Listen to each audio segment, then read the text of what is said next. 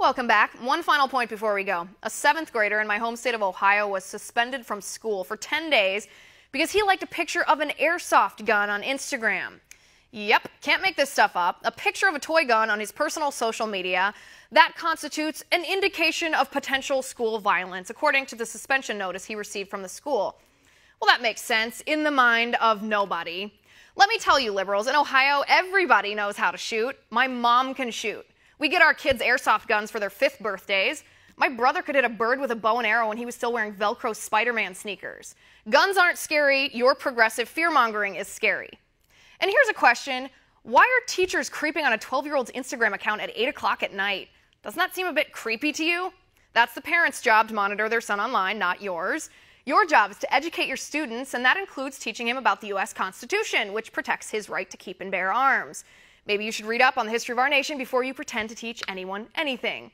Maybe while you're at it, read a short blurb we call the First Amendment, the part about abridging the freedom of speech. I think that might apply to you too.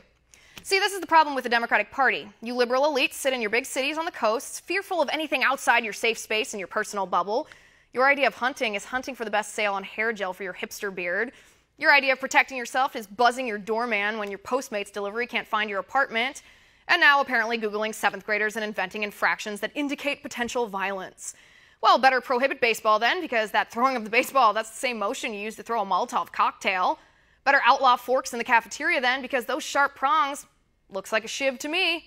Better punish students who prefer to defend themselves instead of vomiting on their attacker when attacked, like colleges are teaching kids these days. Because that's what your motto seems to be. Let's teach our middle schoolers to be victims. Someday maybe they can even aspire to attend Harvard, the prestigious university where library fees were just abolished because paying late fees is just too stressful for students. It's a toy gun on a personal Instagram account in Ohio. Don't you progressives have bigger battles to fight than that? Oh, and by the way, after all the publicity, the school did lift the suspension on the kid, but too little too late, huh?